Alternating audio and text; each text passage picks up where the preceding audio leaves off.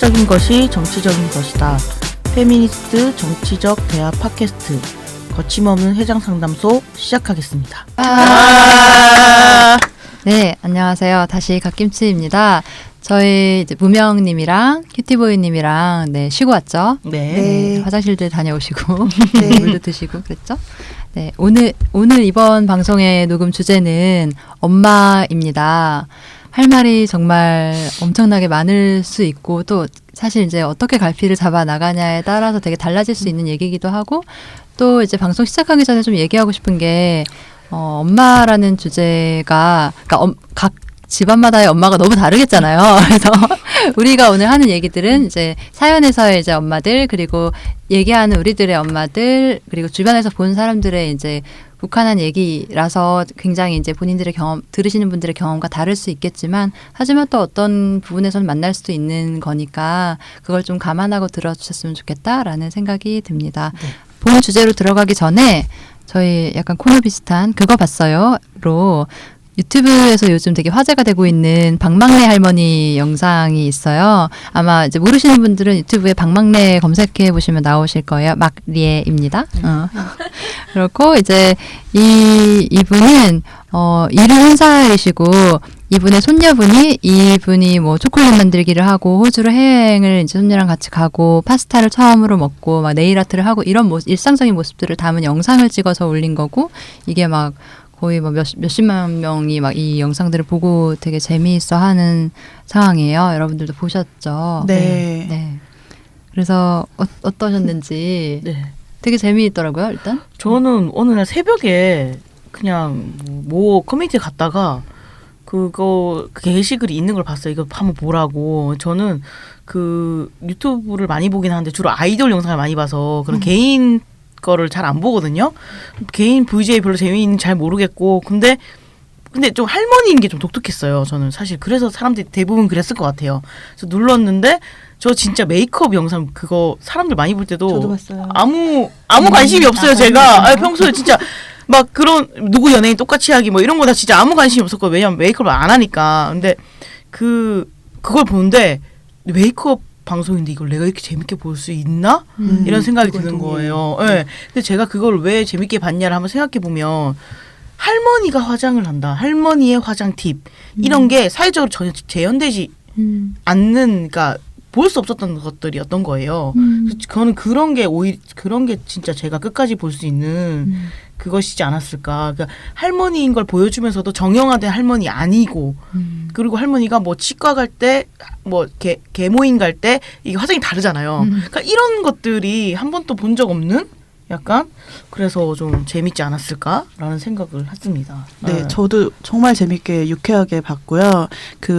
저는 화장하는 유튜버들의 영상을 거의 본 적이 없는데 이제 다른 호주 여행 영상을 본 다음에 계속 타고 원래 유튜브 영상들을 보잖아요. 보면서 너무 재밌는 거예요. 그리고 이렇게 정말 완벽한 여성 콘텐츠일 수도 있겠다. 왜냐면 어떤 정서를 보여주고자 하는지도 너무 잘 읽히고 굉장히 잘 기획된 거더라고요. 기획을 너무 잘하셨더라고요. 그리고 그 안에서 이제 존재하는 정말 확실한 캐릭터로 존재하는 그 박막래님도 너무 유쾌하고 호방하시고 맞아요. 매력이 매력이 넘치시더라고요. 그래서 예전에 꽃할배 같은 거 보면 꽃할배에서 이제 할배들 나와가지고 할 때 느꼈던 그 나이 듦과 여행 낯설음을 경험하는 걸 우리가 봤을 때 재밌게 느낀 것과 플러스 여성 할머니가 그렇게 하는 거에서 오는 맞아요. 신선하기도 하고 재밌고 유쾌하고 막 삶의 지혜가 거기에 있는 거예요. 또 그래서 굉장히 재밌게 봤습니다. 저는 할머니들 그러니까 그런 것도 되게 재밌는 것 같아요. 왜 이게 되게 화나는 일이기도 한데 그러니까 어떤 연령이 넘어간 여성은 여자다움의 기준을 요구받지 않잖아요. 네. 규범이 다르고 그러니까 요구되더라도 약간 되게 굴절된 방식의 그런 걸 요구받는데 예를 들어서 할머니가 담배 피는 거는 욕먹지 않잖아요. 그게 짜증은 나지만 그렇기 때문에 할머니가 담배 피는 거 보는 게 것에서 오는 약간 뭐랄까 그 위반의 해방감 같은 거 약간 그런 느낄 때도 있는 거잖아요. 그리고 나의 미래도 생각해보고 들 때 있잖아요. 멋지다는 생각이 들기도 하고 뭐 약간 세상 시선 같은 거 약간 젓가락을 이런 식의 마인드로 약간 이렇게 그런 행동을 하는 할머니들이 이제 많으니까 그걸 보면서 느끼는 어떤 이상한 연대감? 그런 재미도 있는 것 같아요. 막 연병 욕을 막 엄청 많이 하잖아요. 그분이. 네. 그럴 때 느껴지는 재미도 있는 것 같고. 약간 츤데레? 되게 되게 웃겼어. 그 되게 가방 맛없다고 에피소드, 하면서 계속 먹고. 가방 에피소드 정말 강렬한 것 가방 같아요. 에피소드 진짜 짱이었고. SNL 보면서 재미가 하나도 없다라고 하면서 계속 웃는 거 이런 거. 그리고 카약 타기 할 때, 아니 카약이었나 할 때도 계속 막 약간 그 흥분이, 그러니까 보통은 20, 30대에만 할 수 있다라고 여겨지는 어떤 일이, 그 어떤 행위가 어떤 사람한테도 진짜 할 수 있고, 그러니까 좀 도전하는 게 되게 흥미로웠어요. 힘들다 하시면서 도전하고 그걸 너무 아이처럼 즐거워하는 게 참 여러 가지 생각이.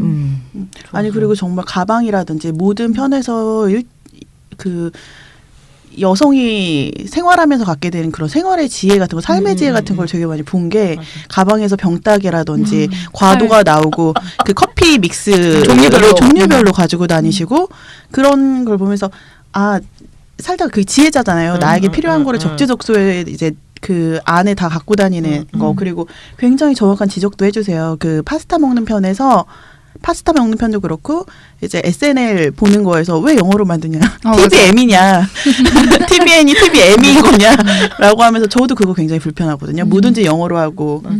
메뉴판 갔는데 영어밖에 없는데 아니 심지어 스페인 식당에 갔는데 우리나라에 있는 스페인 식당에 갔는데 스페인어로만 되어 있는데 무슨 요리인지도 설명이 안 되어 있는 거예요. 그렇게 불친절한 게 너무 맞아. 아니 그런데도 불구하고 너무 예쁜 메뉴판인데 아무것도 정보가 없어요. 결국은 가격은 있지만 무슨 요리인지 모르는 제가 읽을 수 있는 건 가격뿐. 그 화장품 그걸 지적하시더라고요. 맞아. 그런 것들도 되게 그 화장품 이렇게 읽을 때도 네, 어렵잖아요. 맞아요. 그래서 네. 본인 막 그냥 읽는 대로 막 읽죠. 그러니까 그게 그런 게 되게 익숙한데 어떤 사람 되게 낯설구나. 맞아요. 이런 것들도 되게 되게 너무 호방하시고 맞아. 그걸 또 읽어내고 이야기하시는 게 네. 이런 컨텐츠가 많아졌으면 좋겠다. 네, 저도 진짜 그 생각 많이 그러니까는 했어요. 되게 많이 그 얘기 하잖아요. 여성이 나오는 프로그램 안 된다. 그거는 아무도 소비하지 않는다라는 얘기 방송가에서 무슨 그거를 막 방패막으로 쓰면서 네. 여성들 나오는 콘텐츠 안 만들게 되는 무슨 원인이 그게 이유인 것처럼 얘기하는데 그렇지 않다는 걸 너무 잘 보여주는 맞아요. 것 같아요. 이게. 맞아요. 네. 네. 박막내 할머니 화이팅. 화이팅. 네, 응원합니다. 네. 그러면 우리의 본 주제로 넘어가 볼게요. 네. 사연들을 많이 보내주셔가지고 사연 또 읽어보면서 얘기했으면 좋겠는데요. 먼저 도미노님이 보내주신 사연을 우명님이 한번 읽어봐 주세요. 네. 저희 집은 저 포함 아들 둘만 있는데요. 주변에 보면 부모님을 딸들이 많이 챙기더라고요. 예를 들어 부모님 건강이나 같이 여행을 간다거나 하는 일들을요. 부모님이랑 사이가 좋거나 나쁘거나 상관없이요.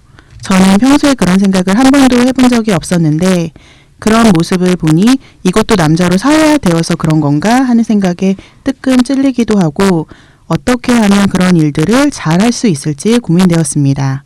근데 주변의 다른 사람들에게 그 페미니스트 효도에 대해 물어보니 대체 왜 그런 걸 챙겨야 하느냐는 반응이었습니다.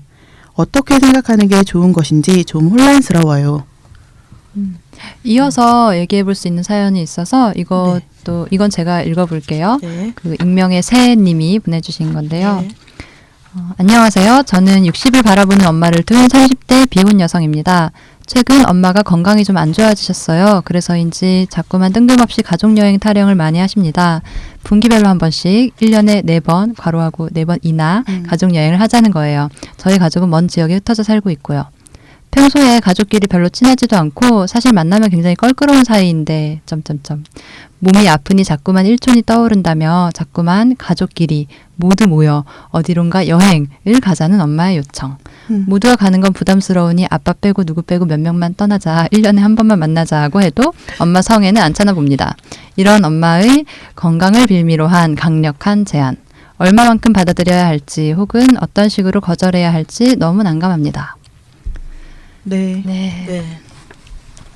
이런 경우 많죠. 네. 네, 경험들이 맞습니다. 아마 다 있으실 것 같은데요. 아, 표정이 지금 그늘이. 네. 저는 그 같이 살 때도 안 되던 그 함께가 이게 그 따로 사니까 또 환상이 생겨서 자식이 다 크고 이렇게 떠난 시점에서 될까. 맞아요. 근데 하지만 이제 된다고 믿고 싶은 것 같아요. 해보면, 그러니까 우리가 안 해봐서 그렇다. 해보면. 근데 제가 볼 때, 엄마 20년간 해보지 않았냐? 제가 이제 20살 때 이제 집을 떠났는데, 20년간 해봤을 때 이게 항상 안 됐던 것 같은데, 자꾸 안 해봐서 그렇다라고 하니까, 이제 저도, 저희 엄마 1년에 한 2번은 가자. 한 번도 끔찍한데, 2번을 가자. 라고 하고, 그런 건데, 근데 그 요청을 거절하기가 이게, 엄마가 나이가 들잖아요. 그러니까 나이가 들어서 이제 뭔가 이렇게 그런 기대의 꽃 이런 걸 좀 찾는 것 같고, 그러니까 그걸 매몰차게 거절하면 진짜 싸가지 없는 년이 되잖아요. 맞아요. 딸로서 그리고 막 그 주도해야 막 엄마 효도여행 주도해야 될 것 같은데 근데 너무 고통이 심하잖아요. 네. 여행을 가면 특히 저는 이제 집에 가도 엄마랑 3일 이상 안 있는데 생각해봐요. 진짜 여행을 가면 정말 그것밖에 없단 말이에요. 24시간 같이 있죠. 그러니까요. 뭐 집에 놀러 갔을 때는 낮에 좀 비우고 저녁에나 잠깐 자기 전에 좀 얘기하면 되지만 24시간 밀착해 있다는 게 부모와 이게 좋은 사람, 이게 괜찮은 사람이 있나요? 이 세상 있겠죠. 엄마랑 굉장히 영혼의 단짝 있을 수 있어요. 근데 근데 그 자괴감 들잖아요. 엄마한테 또 그렇게 싸가지 없이 하면 내가 그쵸. 진짜 네. 내가 너무한다. 네. 저는 작년에 엄마의 가장 친한 친구의 딸이 네. 저희 엄마와 자기 엄마와 자기 엄마 여동생과 함께 중국 여행을 갔다 온 거예요. 그러니까 그 케어를 이제 그 엄친 딸인가요? 네, 네, 그분이 네. 하신 거죠. 엄마 친구 딸이니까요. 그렇죠. 네. 그래서 굉장히 뭐 고맙고 좋은데 너무 압박스러운 거 있잖아요. 그 다음부터 이제 엄마가 이런 사진을 보내요, 카톡으로. 그래서 뭐 친구들이랑 뭐 맛있는 거 먹으러 왔어 하면서 이제 그 친구 이름, 그 엄마 친구 딸 이름 누구누구가 기프티콘 보내줘가지고 그 행간 읽어야 되나요? 혹시? 내가 되게 좋은 딸이다 답장을 보냈던. 그러니까 사실 저희 엄마는 저한테 그런 식의 압박을 안 하는 편이긴 하거든요. 이게 되게 새로운 일이긴 해요. 최근 1년간. 왜냐면 친구들이 이제 그러니까 엄마 친구 딸들은 저보다 훨씬 나이가 어린데 슬슬 네. 이제 취직하고 그런 식의 효도 같은 걸 하게 되는 시점인 거예요. 딸이 하든 사위가 하든. 그때 할 수 있는 게 정말 해맑음으로 모르는 것처럼 하는 것밖에 없는 그렇죠. 것 같아요. 네. 그러니까 그렇게밖에는 대응법이 안 나오고 저도 이제 비슷한 게 사실은 제가 20살이 되면서 뭔가 이제 분리가 되어가지고 살고 있고 사실 같이 산 시간보다 이제 따로 산 시간이 더 많아지려고 하는데 네. 이제 처음에는 그런 얘기를 하더라고요. 눈에 안 보이니까 역시 편하다. 안 보는 게 장땡이다. 이런 얘기를 엄마가 했어요. 안 보는 게 장땡이고 보면은 사실 더 걱정되고 마음에 안 들고 서로 그런 거더라고 했는데 지금 되게 달라진 거예요. 그러니까 안 보면 미화되나 봐요. 상상으로 뭔가 딸을 키우나 봐요. 딸의 이미지를 상상으로 맞습니다. 잘못된 미디어를 통해서 이제 뭔가 키워나가시는 것이 아닌가. 그리고 왜냐면 가족끼리 까르르 하는 그 이미지가 너무 많아요. 네. TV에. 우리가 아닌데 우리가 아닌데 근데 이제 상상 속의 딸을 키우는 것 같고 한편으로는 그래서 그거를 좀 얘기하거나 기대하는 거를 읽을 수 있어요. 그래가지고 이제 저도 사실은 1월에 여행을 같이 다녀왔는데 제가 이 사연을 보면서 그래도 괜찮다라고 생각한 거는 모두와 가는 건 부담스러우니 아빠 빼고 누구 빼고 이렇게라도 된다는 게 너무 한편으로 부럽다. 아빠 빼고 갈 수 있다니. 저도 네, 그게 되게 부럽다. 분리돼서 갈 수 있다라는 것도 참 그렇지 않은 것도 많고 다 같이 가야 돼. 다 해야 돼라는 요구도 굉장히 많고 그럴 때 사실은 살갑지 않은 거 서로 알면서 이럴 땐 좀 살갑게라는 정말 알면서 하는 말들 무의미한 이 대화들 그게 되게 있고 방금 큐티보이님 얘기 들으면서 저는 사실은 그날 이제 만난 자정이 넘어가면 너무 힘들어지거든요. 그러니까 자정이 되기 전 사실 돌아오는 게 좋아요. 서로 맞아요. 거리를 두는 게 좋은데 예전에는 1박 2일 정도 괜찮았는데 지금은 너무 삶의 방식이나 주제도 너무 없고 대화 주제도 많이 다르고 이야기했을 때 오히려 갈등이 더 많아지는 것 같아요. 마음으로 멀리 거리에서 미화시키고 혹은 상상하면서 애틋함을 키우는 게 저한테 너무 그 맞아요. 시간이 좋습니다. 네. 저는 이번에 대구 집에 갔을 때 3일만 엄마랑 있고 그러니까 3일은 동생 집에 숨어 있었거든요. 진짜? 그러니까 엄마가 오는 시간에 피해서 나가 있고 그러니까 아예 없는 것처럼 정말 서울 간 것처럼. 서울 간 것처럼. 그 동생이 정말 이렇게까지 해야 돼. 정말 이렇게까지 해야 된다. 왜 그러냐면 지지난번에 엄마 집에 생으로 있었어요. 생으로 있었는데 막날에 너무 몸이 아픈 거예요. 저는 제가 몸살이 난 줄 알았어. 근데 서울에 오는 순간 너무 몸이 괜찮은 거야. 그러니까 스트레스가 몸으로 직결돼가지고 몸이 아픈 거예요. 그러니까 그런 상황인데, 그러니까 근데 그렇게 가끔 가는데 더 감정노동을 해서 잘해야 될 것 같은 거야. 근데 그런 게 그러니까 상상을 키우는 거죠. 부모들을 네. 항상 키우고 나도 거기에 부합해줘야 될 것 같고. 아니 그리고 이제 부모 중에 엄마한테 더 감정 노동하게 되는 것도 그렇죠. 있어요.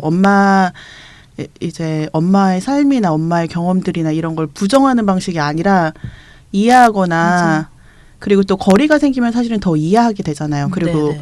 왜 그런지 알게 되기 네. 때문에 더 감정 노동을 하다가 그쵸. 이게 사실 감정 노동하다가 더 맞아요. 폭발을 하는 네. 시기가 됐을 때 음. 더 안 좋아지는데 맞아요. 그거를 사실 알거든요. 그리고 그 패턴도 알고 우리가 같이 할 수 있는 시간의 이제 유효함 이런 것도 아는데 그게 정말 마음 같지 안 되고 매번 고민하고 매번 맞습니다. 후회하고 자책하게 맞아요. 되는 네. 것 같아요. 네. 그러니까 저는 박막내 할머니 영상 같은 걸 볼 때도 네. 생각나거든요. 엄마가 네. 이제 나이가 들고 있고 엄마는 이것도 안 해봤고 저것도 안 해봤고 여기도 안 가봤고 이런 생각 하게 되잖아요. 네. 그게 이제 어떤 함정일 수도 있는데 그렇게 시작해서 큰 함정. 이제 살짝 뭔가를 제안을 했다가 기대가 생기고 뭔가 이런 게 나는 감당할 수 없고 근데 야, 나는 언제나 엄마의 기대를 충족시킬 수 없잖아요. 네. 딸은 기대는 끝이 없으니까 이번 여행 그 다음에 어디 갈까 그다음 이런 식으로 해서 이어지게 될 수밖에 없는 거고. 그래서 박말레님 이제 영상 보면서 그게 굉장히 유쾌하고 여행 특히 호주 여행에서 유쾌하고 재밌고 이런 게 많이 나오는데 손녀와는 갈등이 없나? 엄마와 여행을 가거나 누구와 여행을 가도 갈등이 있는데 손녀와는 그런 에피소드가 없었나? 이런 게 좀 궁금하더라고요. 그리고 사실은 할머니라고 했을 때는 좀 더 거리가 심리적 거리가 있는 관계이기도 하잖아요. 아닐 수도 있지만 누군가에게는 맞아요. 그랬을 때 좀 달랐을까? 이게 영상이 이렇게 유쾌하게 나온 거 말고 그리고 가족 여행을 갔다 오면 저희는 늘 그런 얘기 하거든요. 다음엔 같이 가지 말자. 각자 가자. 넌 너대로 가라. 이 얘기 꼭 나와요. 너무 자존심 상하는 거예요. 내가 그 얘기 먼저 했어야 되는데 왜 이걸 내가 듣고 있나? 준비는 또 다 하잖아요. 네. 왜 내가 내가 먼저 날릴 걸 그 얘기를 막 이런 생각을 해요. 근데 늘 그 얘기가 먼저 듣게 되는 거예요. 타이밍을 놓치는 근데 거죠. 그래도 계속 가나 봐요. 그런데도 와. 계속 가게 되는 반복하게 되는 딜레마. 이거는 정말 맞아 있고 그러니까 그런 거죠. 마음이 다시 가볼까라는 그쵸. 그 함정에 계속 빠지는 것 같아요. 정말. 네. 저는 아직까지 가족여행 한 번도 간 적 없고 갈 때 항상 제가 빠지거나 그러니까 항상 네. 제가 빠졌어요. 제가 빠지는데 그 동생들이 어떻게든 저를 실드 쳐줘서 저를 빠지게 만들어주거든요. 왜냐하면 보인 뒤 너무 고통스러워. 내가 가면 제 동생들은 좀 약간 영혼을 약간 빼고 그러니까 뭐 그러려니 하거든요. 근데 저는 이제 약간 저도 그게 안 돼요. 안 되거든요. 그래서 언니가 오면 분위기를 역같이 만든다. 그러니까 보인 뒤 너무 힘든 거야. 그러니까 어떻게든 이렇게 빼주던데, 그러니까 빼는데 언젠가 한 번은 그러니까 지금 환갑이 다가오고 있어가지고 지금 환갑 여행 가자는 얘기가 좀 나오고 있는데 이것마저 제가 안 갈 수는 없는 상황이라서 좀 고민이에요. 저는 한편으로 이런 태도를 취하기도 했어요. 제가 살려고. 왜냐하면 왜 우리가 같이 일을 하는 동료들과도 MT를 가거나 혹은 뭐 재밌게 놀러 갈 때도 그걸 준비하는 실무진은 사실은 일로서 그거를 하잖아요. 네. 그렇기 때문에 전후에 사실 휴식이 굉장히 필요하거든요. 맞아요. 그것처럼 가족 여행을 갈 때 철저하게 이거는 약간 업무로서 대하고 맞아요.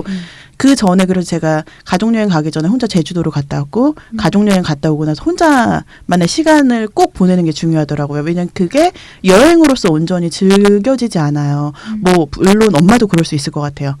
눈치 보지 않는다라고 하지만 눈치 보거나 서로 배려하는 게 있겠지만 준비하는 사람으로서 요구받아서 하는 사람으로서 그런 면이 있어요. 제 시간이 필요해요. 그래서 여행을 따로 가죠. 그건 일은 일대로 하고. 하고 그렇구나. 일로서 일이구나. 네. 얻어진 그 한계 길게 가면 좀 중간에도 사실 폭발하거든요. 맞아요. 그런데 그걸 좀 줄이고 이거는 업무로서 왜냐하면 내가 그 삶을 이해하고 한편으로는 이런 경험을 이 유튜버님이 하시는 것처럼 같이 하고 싶고 이런 마음이 있기 때문에 그 마음을 놓치지 않기 위해서 저를 위해서 따로 여행을 가죠. 그래서 곧 네. 또 갑니다. 그러니까 일종의 노동인 거죠. 거죠. 굉장히 노동이죠. 네. 이게 가족이기 업무죠, 때문에 업무. 노동이 아닐 수 네. 없어요. 누군가 준비하고 네. 하는 저도 거기 그런 때문에. 조언을 들었었거든요. 네. 그러니까 엄마랑의 여행을 좀 생각하는 와중이었었는데 그 얘기를 하니까 그러니까 뭐 목적에 대한 얘기를 하면서, 네. 그러니까 저는 뭐 엄마랑 얘기도 많이 하고 싶고, 약간 나 좋은 것도 좀 보면서 뭐 이런 쉬기도 하면서, 하지만 엄마가 못 본 것도 이런 얘기를 하니까. 그럼 정말 큰 사달이 난다. 왜냐면 누구의 기대도 맞출 수 없고 그냥 차라리 효도 여행을 한다고 딱 컨셉을 잡고 엄마한테 무조건 맞춰라. 그리고 네가 쉴 수 있는 걸 따로 마련해라. 목표를 하나로 집중하자. 이런 그렇게 네. 하지 않으면 정말 엄청나게 싸우게 되거나 서로 마음이 상한다는 거예요. 기대가 다르긴 게 충돌하니까. 저는 그런 팁도 들었어요. 그냥 가족 여행, 막 예를 들어 해외를 가거나 제주도 정도로 가면 여행사를 껴라 그냥. 그러니까 여행사 싫겠지만 그냥 껴라. 오만 얘기 다 나오고 네가 다 해야 된다고. 저 괜찮은 팁이구나 생각했어요. 저도. 그렇죠. 그러니까는 같이 내가 준비해서 같이 갈 때는 내가 가이드 혹은 일하는 사람이기 때문에 무언가 문제가 생기거나 마음에 들지 않는 건 당연히 나한테 그렇죠. 올 수밖에 없고, 근데 준비한 걸 알아줬으면 하는 마음을 전 버리긴 했거든요. 뭔가 알아줬으면 좋겠다. 왜 이럴까? 그리고 같이 하는 여행에서 모든 거를 맞추면 결론적으로 제가 편한 거예요. 그러니까 그 여행은 그냥 이제 목적이 정말 명확한 거지. 근데 고객 조금 만족. 억울한 거는 각출이야. 저는 각출을 했어요. 알아본 사람이 덜 내야지. 갖다 낸 거죠. n분의 1로 해서 제 돈을 낸 거죠. 그게 조금 억울하긴 했으나. 네. 네. 여행으로 할 얘기 많으실 것 같아요. 그죠? 여행을 이렇게 그죠? 저 사전 여행도 갔다 오고 사후에 자기를 위한 여행도 회복의 하고. 시간이 필요합니다. 그러니까 이런 식의 이제 친밀감의 어떤 관리, 그러니까 유지 이런 거에 대한 이제 역할이 딸에게 훨씬 더 많이 기대되는 훨씬 더 측면이 있는 거고, 아까 사연 맞아. 주신 분이 쓴 것처럼, 그러니까 아들들에게 기대하는 것과 딸에게 네. 기대하는 게 다르고, 딸에게 기대하는 거는 훨씬 더 많은 시간과 노동력인 거예요. 사실은 결정적으로는 그런 문제가 있는 것 같아요. 아들들은 그냥 운전만 하고 그냥 그쵸. 그냥 있어주면 하면 돼. 네. 듬직하다. 가서 얼굴 비추고 듬직하다. 아, 우리 아들 듬직하다. 이게 끝이에요. 그리고 아들. 며느리가 와서 그 예, 역할을 하죠. 예, 예. 감정 노동과 뭐 이런 예. 이제 시간 들이는 걸 하는 거고.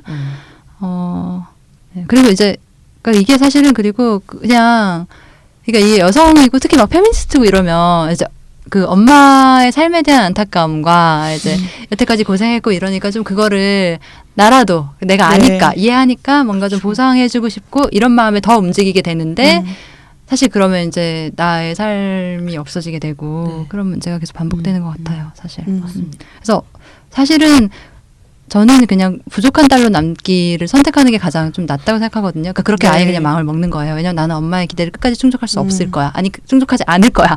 이렇게 생각하는 거 있잖아요. 끝이 안 날 거니까. 근데 되게 중요한 얘기인 것 같아요. 그러니까 그렇게 되지 않는다라는 거를 어느 날 갑자기 그러니까 감정이 쌓였을 때 폭발하는 것보다 맞아요. 그렇지 않을 거라는 걸 사전에 미리 예고도 하고 알려주어야지 준비가 되는 것 같아요. 아니면 그러니까 나는 부족한 딸이고 엄마는 부족한 엄마고. 그러니까 사실 네. 그게 안 되기도 하는 거잖아요. 한편으로. 그러니까 서로에 대한 원망이 계속 어떤 이상적인 엄마와 네. 딸에 대한 게 우리의 머릿속에 있고 그것 속에서 상대방을 바라보면서 뭔가 어쩔 땐 되게 미안하고 어떨 땐 되게 원망스럽고 이 너무 징글징글한 이 감정 이 있잖아요. 원망과 미안함은 되게 맞아요. 사실 동정 양면 같아서 저도 그런 게 있거든요. 예를 들어 저희 엄마가 막 아무 차별 없이 진짜 오히려 저한테 더 집중해주면서 그러니까 키웠어요. 되게 그래서 되게 나름대로 엄마한테는 되게 잘난 딸이었는데 결과적으로 별로 잘난 딸이 되지 못했어. 그러니까 미안하기도 한 거예요. 어떤 면에서. 그래서 미안하면서 나오는 어떤 행동을 하다가도 한 번씩 내가 왜 미안해? 맞아요. 아니 나 이 정도면 뭐 무난하지.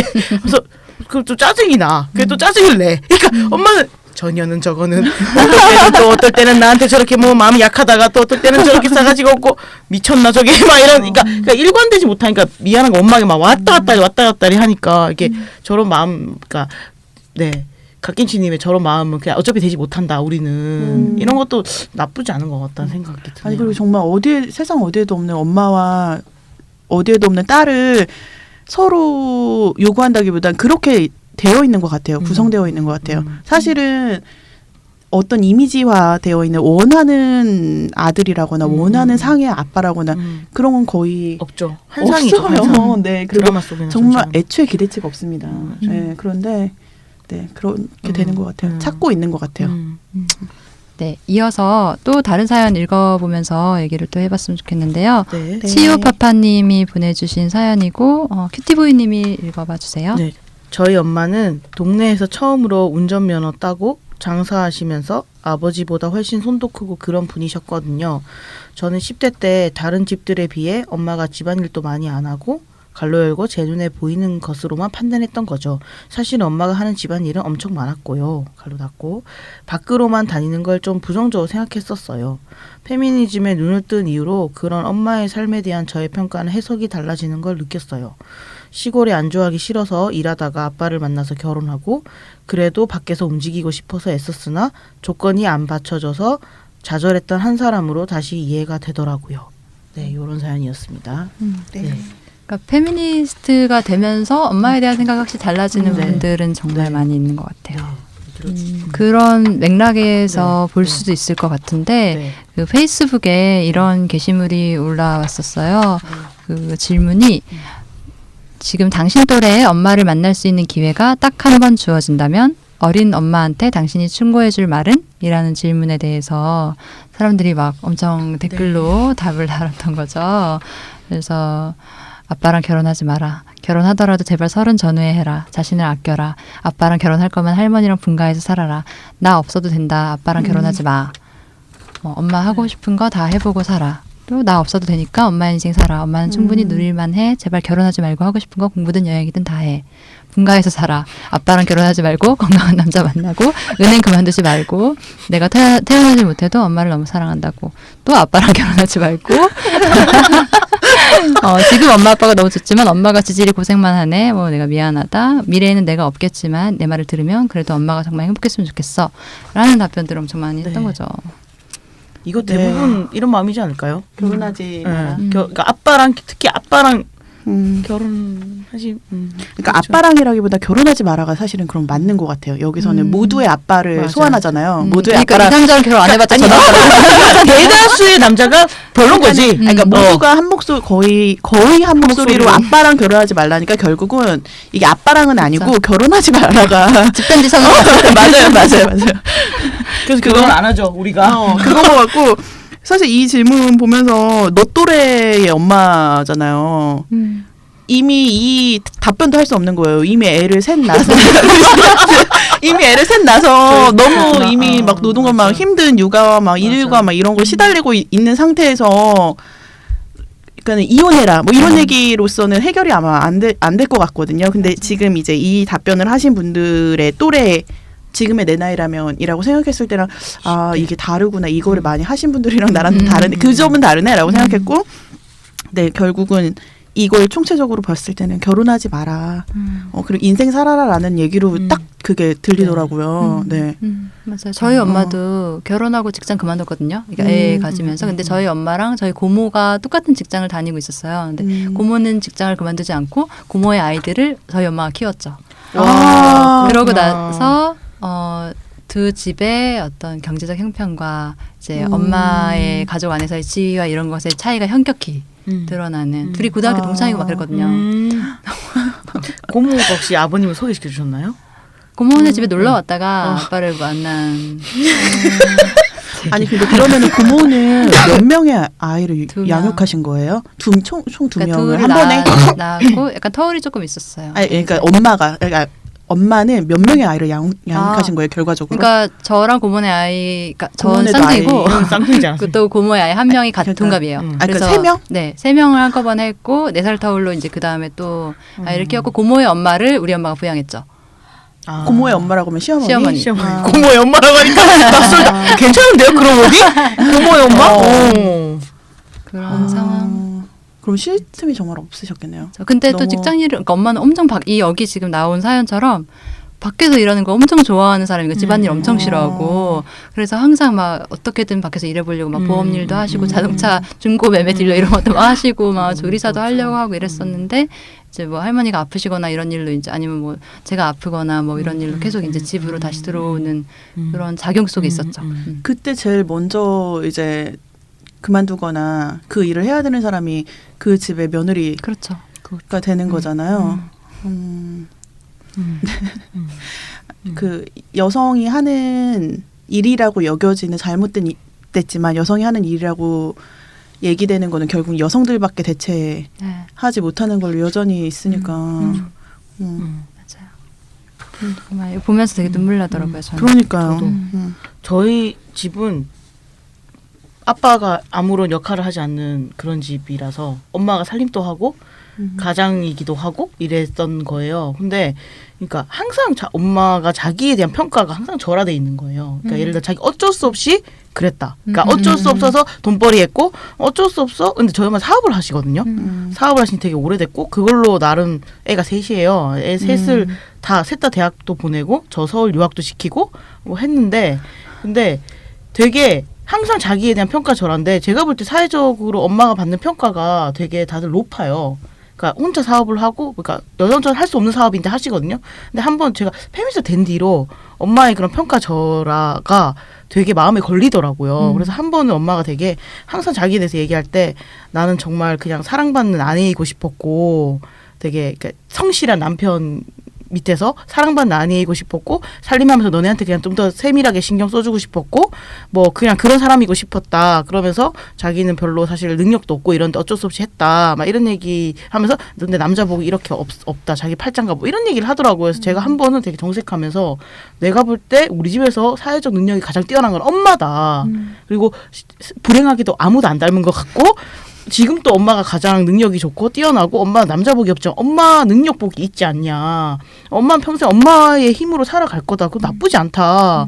이런 얘기를 했더니 엄마가 약간 눈을 약간 휘둥그랬더니 그러니까 그런 얘기를 처음 들어본 거예요. 왜냐면 항상 자기 주변의 또래 여성 자기가 비교한 여성들이라는 게 엄마는 항상 자기가 선망하는 사람들 네. 있잖아요. 중산층 이성의 여성이었던 거예요. 근데 제가 한번 딱 그렇게 얘기를 하니까 엄마가 약간 눈을 동그라지면서 그렇게 한 번도 근데 좀 약간 얼떨떨한데 한 번도 그렇게 생각해보지 않았다 이렇게 얘기를 하더라고요. 그래서 나 엄마 평가 기준을 남한테 두지 말고 엄마한테 둬라. 나는 엄마 그러면 되게 훌륭하다 생각한다 이런 얘기를 한 적이 있었거든요. 페미니스트 되니까 그런 게 되게 다르게 보이더라고요. 엄마의 사회적 능력이나 이런 것들이. 그러니까 저는 정말 이게 정말 비극인 게 저희 외할머니가 그러니까 엄마의 엄마가 자식 4명을 혼자 먹여 살리고 남편 있었는데 일 하나도 안 하고 평생 그냥 이제 놀기만 하고 돈만 쓰고 이런 사람이었던 거예요. 근데 평생 시장 통해서 그렇게 온갖 굳은 일을 다 하면서 그렇게 살면서 맏딸인 저희 엄마에게 너는 기술을 배우지 마라. 너는 결혼하면 바로 일을 그만둬야 돼. 집에서만 왜냐면 고생하니까 너무 고됐기 때문에 그러니까 그게 이렇게 되어서 엄마는 또 이제 그런 삶을 살게 된 어떤 역사 있잖아요. 사실 한국에서 정말 그냥 일 안 하는 이제 전쟁 이후에 일 안 하는 남자들이 정말 많았고 막 그래서 막 밖에 내보내고 싶어서 안달인 여자들이 정말 많았고 이런 이제 역사 속에서 그 다음 세대의 여성들은 또 막 이제 집으로 이렇게 하는 움직임이 있지 않았을까 막 이런 생각 들고. 저희 엄마도 좀 양가 감정이 있더라고요 저한테.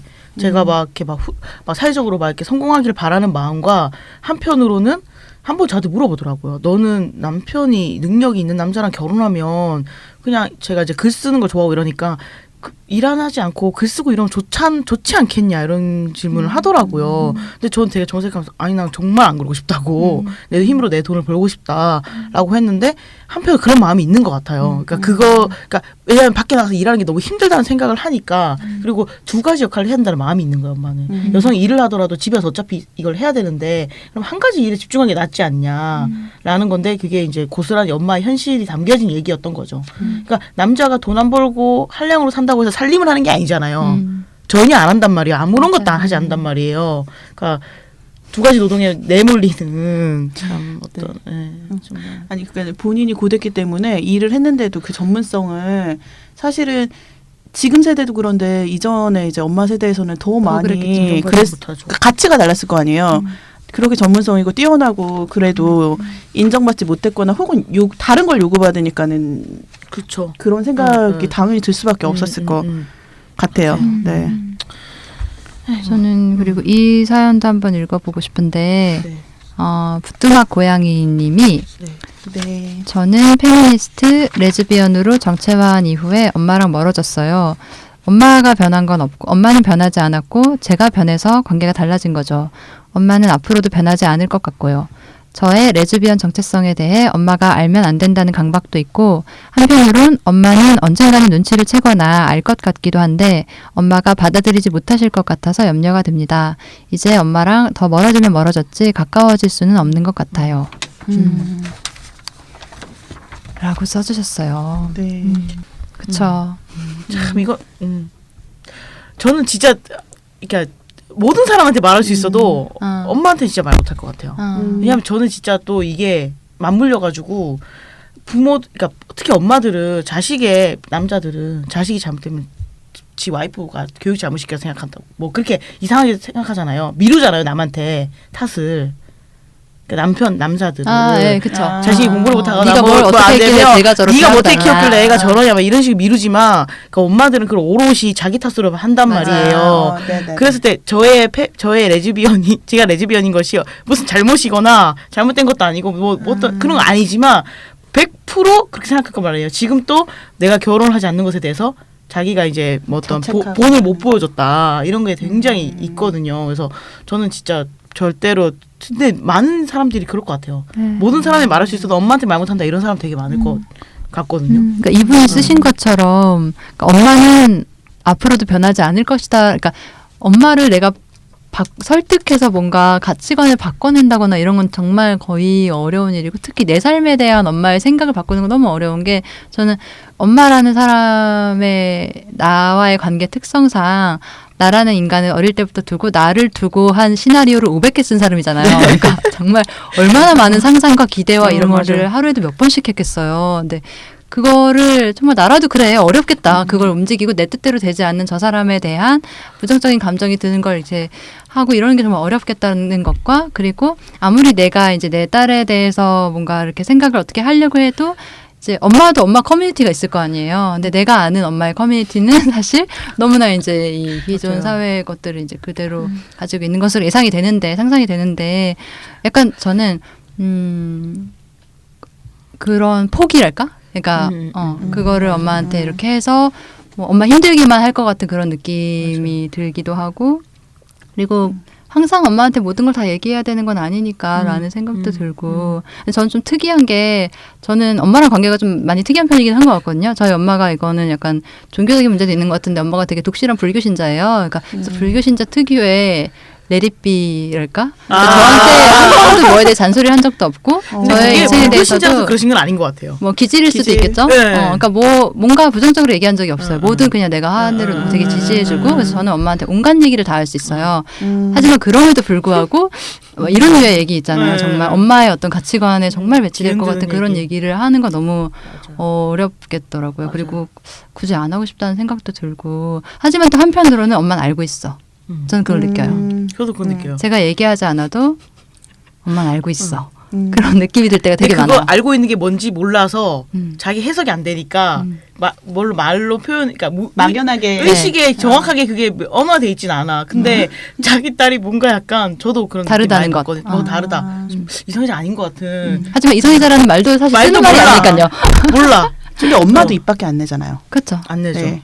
절대 그거는 근데 되게 이러지 않죠. 중요한 것 같기는 해요. 이게 이야기해야 할까 말아야 될까라고 했을 때 사실은 그거 말고도 안다고 생각하지만 모르는 것도 되게 많고 서로 그렇죠. 엄마 그리고 이걸 얘기했을 때 뭔가 엄마가 받을 심리적인 타격이나 엄마가 기대했던 것과 정말 너무나도 이제는 그 기대라는 것이 이제 사라져야 되는 상황에 대한 여러 가지 뭐 걱정 때문에 딸이 이야기 안 하는 것과 마찬가지로 저는 엄마도 알고 있을 거라고 생각해요. 맞아요. 본인이 굳이 입으로 꺼내지 않는 맞아요. 거는 본능으로 이 관계에서 알고 그냥 있는 게 그걸 있죠.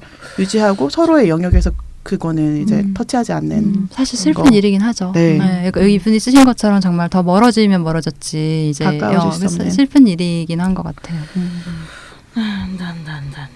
그래서 막 그런 그러니까 가족들한테 커밍아웃을 한다거나 뭐 이제 페미니스트로서 엄마와 새롭게 관계를 잘 맺어나가는 사람들을 보면 저 되게 눈물 나긴 하거든요. 제가 아직 이제 그것들을 잘 해나가지 못하고 있고 어느 정도 일정 부분 포기한 부분이 있기 때문에 그런 게 되게 부럽기도 하고. 그게 정말 딸의 어떤 도전 정신과 엄마의 또 기술적인 네. 어떤 도전이 맞닥뜨려지면 그런 경우가 있더라고요. 네, 진짜. 일방의 노력으로는 저는 완전 정말 힘들어하면서도 예를 들어 딸이랑 같이 막 페미니즘 강좌를 들으러 간다는. 근데 너 그 얘기가 너무 힘들어, 어려워. 근데도 해보는 거죠. 한 발 옮겨보는 그런 거고. 맞아요. 아니 사실 한편으로 이게 엄마가 감당해야 되는 몫도 분명히 있는 거잖아요. 그쵸. 그런데 그 몫을 감당하게 할 것인가를 여전히 맞아요. 고민하게 되는 맞아요. 거잖아요. 바로 그거죠. 어쨌든 맞아요. 그거는 던지면 엄마가 감당해야 맞아요. 되는 몫인데 맞아요. 그 몫을 던지기가 그쵸. 주저스러운 네, 거잖아요. 그러기에는 네. 엄마의 지금 삶이 너무 힘든 거예요. 빡빡한데 그게 보이니까. 맞아. 그것 너무 때문에 삶이 팍팍해지는 게 빡빡해. 아닌데 그거라고 오해하고 맞아요. 그거를 이제 감당을 못할까봐 맞아요. 얘기를 못하게 되는 저도 것 더 같아요. 이상 네. 엄마에게 어떤 삶의 시련을 주고 싶지가 않아. 이런 마음이 좀 커요. 저는. 꽃길만 걸었으면 좋겠다. 지금 아빠와 지금 우리 키우는 것만으로 얼마의 삶의 시련을 이미 충분히 다 했기 때문에 더 이상 아무것도 주고 싶지 않은 거죠. 네, 엄마의 삶이지. 그런 것 같아요. 네, 또 다른 사연 읽어보려고 하는데요. 홀리카님께서 보내주신 사연이고, 이게 사연이 좀 이제 길어서 네. 죄송하지만 저희가 조금 요약해서 편집해서 읽어보도록 할게요. 네. 이번 주제가 제게는 정말 할 말 많은 주제고 한도 많고 애증이기도 해서 이렇게 메일을 쓰게 되네요. 저는 30대 여성입니다. 엄마랑 둘이 살고 있어요. 생물학적 아빠는 제가 기억도 못하는 아가 시절에 엄마와 헤어진 것으로 짐작만 합니다. 엄마와 저는 불과 4년 전까지만 해도 단칸방에서 살았어요.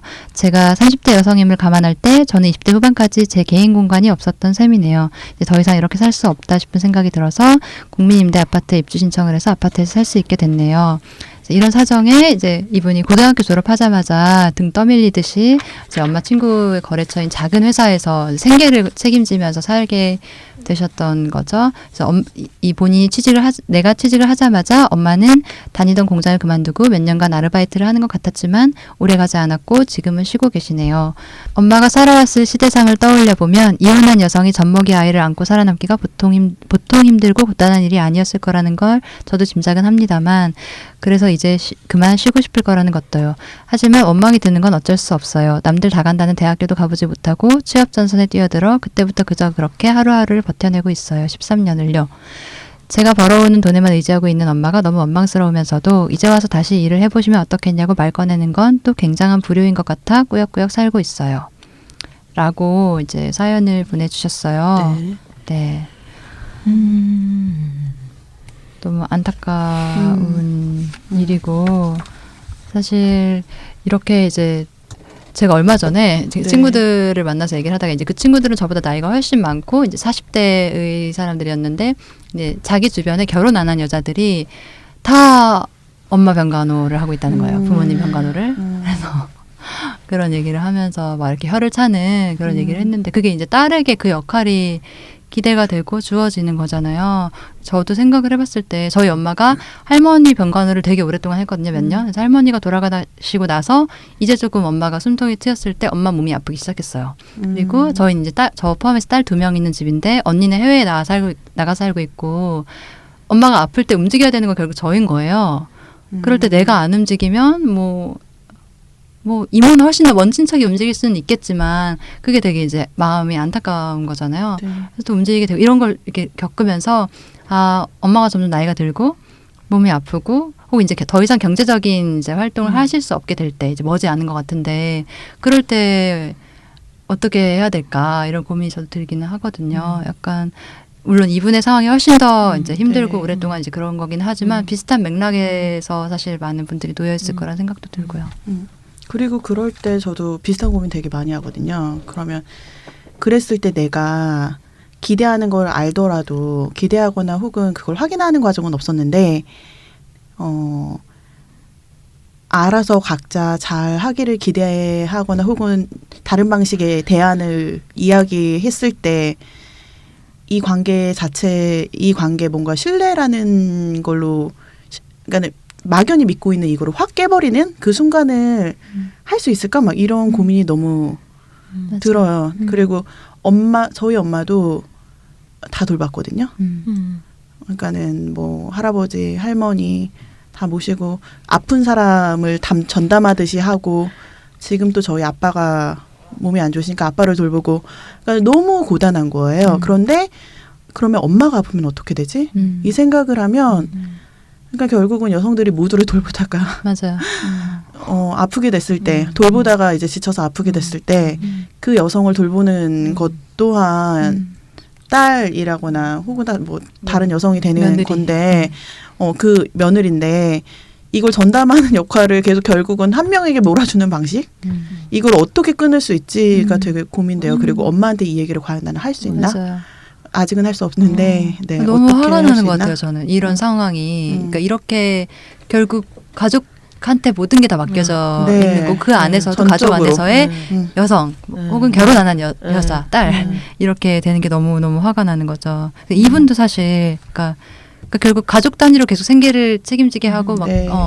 뭐 어떻든 간에 부양 능력이 있는 사람이 있으면은 그러니까 이 사람의 생계까지 다 묶여서 이제 생각되는 시스템이니까 개인 단위가 아니라 그게 되게 화가 나죠. 저는 무명님이 그 얘기를 아직 못한다 그랬잖아요. 제가 이번에 대우 가서 하는 바람에 저희 엄마 그러니까 막내 동생이 전화가 온 거예요. 엄마한테 뭐라 그랬길래 뭐 엄마가 좀 뭐 내가 왜 그러냐 그랬더니 자기랑 막 운전을 하다 갑자기 울더래요. 막 자기는 아무도 안 돌봐줄 것 같고 막 네 언니도 막 이러면서 아무튼 막 울었대요. 그래서 그러니까 어떤 얘기였냐면 저희 엄마 갑자기 최근에 저 엄마랑 동갑인 친구가 되게 갑자기 아파서 이제 백혈병 같은 걸로 그래서 온 가족이 지금 그거 다 들러붙어가지고 그러니까 다 붙어서 지금 돌봐주고 있는 거예요. 근데 그걸 보면서 이제 여러 가지 생각이 자기 나이가 이제 그럴 수도 있는 나이가 됐다 이 생각이 들면서 저한테 이제 밤에 저 잠깐 이렇게 자려고 하는데 갑자기 저한테 너는 내가 아프면 넌 나를 돌봐줄 수 있냐 그러면서 뭐라고 얘기하냐면 사실 그 전제가 그거였어요.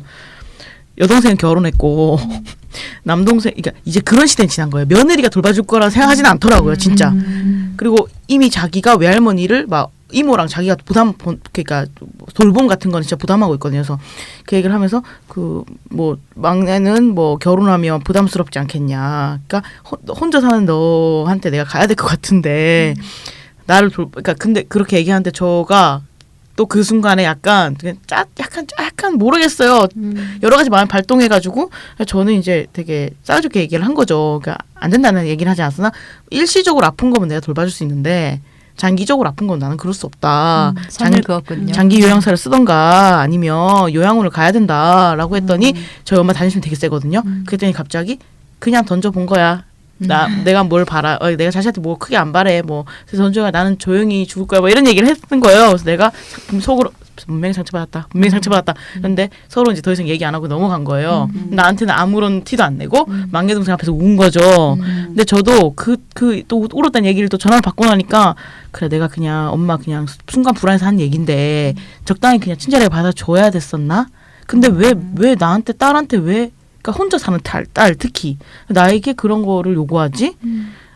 그러니까 막 여러 가지 복합적인 생각이 들면서 근데 내 막내 동생은 엄마 그냥 요즘 쓸쓸하니까 그러는 거다 적당히 받아줘라 이렇게 얘기하는데 저도 그런 성격이 좀 안 되는 성격이라 근데 요즘에 심심찮게 진짜 그런 얘기를 많이 듣거든요. 혼자 사는 딸들이 엄마의 돌봄을 하고 있는 그래서 진짜 이거에 대한 건 너무 가족에게 맡겨져 있고 이 안에서 그냥 그냥 가족끼리 갈등하는? 네, 맞아요. 아니, 이 고리를 끊어야 되는데, 이게 그냥 관계 내에서 이거를 이야기하고 하는 게 아니라, 사실 이전에 그런 역할을 해왔던 여성인 거잖아요. 해왔잖아요, 엄마가. 해왔죠. 했는데, 그건 사실 불가능한데 한 거였거든요. 맞아. 정말 불가능한데, 본인이 다 이제 전적으로 그럴 수밖에 없는 상황이라는 것 때문에 한 건데, 지금은 다른 정말 그러니까 개인적인 대안이나 할 수 없다 이런 얘기를 넘어가지고 다른 대안은 사회적으로 정말 있었으면 좋겠어요. 네. 그러니까 정말 저희 부모 세대가 딱 마지노선인 것 같고 그러니까 그것도 힘들었는데 했던 게 아니에요. 버틴 거고 이제 더 이상 불가능한데 근데 그분들 입장에서는 나는 이렇게까지 했었는데 나는 이제 아무도 안 되는구나라는 되게 서글픈 마음이 되게 밀려오는 것 같아요. 그게 어쨌든 그래서 그 사회적인 어떤 좀 대안 같은 게 진짜 필요한 거 진짜 상실감이랑 그런 박탈감을 개인적인 관계 내에서 자꾸 풀려고 하죠. 풀려고 하니까 계속 갈등이 생기는데 그렇게만 이제 가족 내에서 그렇게만 돌아가는 게 너무 화가 맞아요. 나는 거예요. 맞아. 그러니까 다른 제도적인 거라든지 네. 이런 거를 자꾸 요구하는데 네. 이게 감정적인 문제라고 하면 다시 음. 되돌리는. 근데 저는 엄마한테 그래서- 나름대로 제도 얘기를 한 거였거든요. 근데 그거 상대방은 굉장히 정말 엄마 나 못 돌봐 이게 아니라 엄마 그러니까 그럴 때 장기요양사가 있잖아 그런 사람들이 그런 역할이야. 그러니까 저는 이렇게 진짜 얘기했어. 근데 그건 엄마가 이해가 가긴 하네요. 엄마 입장에선 당연히 그렇게 받아들였을 것 같은데. 네. 네. 그러니까 저는 이게 모든 정말 많은 가족들에게 다 있는 문제일 것 같거든요. 맞아요. 그래서 되게 뜨거운 공감대가 많을 것 같으니까 대선 후보님들 듣고 계신다면 지금 되게 많은 설계를 하고 있잖아요. 제도 설계를. 거기에 이거 분명히 끼워서 해야 되는 부분인 것 같고 되게 핵심적으로 많은 부분이 여기에 이제 맞물려 있기 때문에 네. 노동이라든가 여러 네. 가지 같이 상상해서 바꿔야 될 것 네. 같다는 생각이 네. 들고 이렇게 급 마무리하는 건 우리의 녹음 시간이고 네. 지금 뒤에 다른 팀이 기다리고 네. 있다고 막 난리가 네. 났는데 쪽지가 네. 붙었어요. 무섭네요. 없었어요? 종료해달라고. 네, 그래서 이제 마무리하는 네. 얘기 이제 소감 네. 한마디씩 하면서 네. 방송 여기까지 했으면 좋겠습니다. 예. 소감. 네. 저요? 네. 저 간만에 나와서 많은 얘기를 한 것 같은데요. 저 좀 종종 불러주세요. 제가 그 아니, 얼마 저희가 너무 제가 얼마 안 되는 그 팟캐스트 나오고 싶어하는 너무 바쁘시니까. 예, 알겠습니다. 그래서 제가 오늘 또 말을 많이 했는데요. 그래서 너무 즐거웠다기보다는 그동안 이렇게 고민했던 문제들을 이렇게 같이 얘기해 보니까 저도 이제 약간 정리가 되는 게 있고 그런 것들이 되게 좋았던 것 같습니다. 네. 네, 저는 애청자 정말 굉장히 열렬한 애청자로서 이걸 들었는데 이 시간을 제가 채운다는 게 너무 부담스러웠었어요. 그런데 일상적으로 이야기할 수 있었던 공간에 있었던 이전의 저와 지금은 일상적으로 그냥 대화 속에서 풀 수 없는 이런 이야기들을 풀 수 없는 상황에 지금 있는 저를 봤을 때 오늘 이런 시간이 정말 귀중하구나. 이 방송이 정말 잘 됐으면 좋겠다. 네. 앞으로 네, 이런 바람이 있습니다. 저 때문에 안 될까 봐 걱정했어요. 그런데 정말 잘 되면 좋겠다라는 생각이 들면서 네. 재밌었습니다. 네, 오늘 방송 들으시고 또 이제 생각나는 이제 본인의 사연들이나 이런 게 있으시면은 저희 메일 있잖아요. 유치장.today gmail.com으로 네, 사연 또 보내주시면 저희가 더 방송을 잘 해나갈 수 있을 것 같습니다. 네.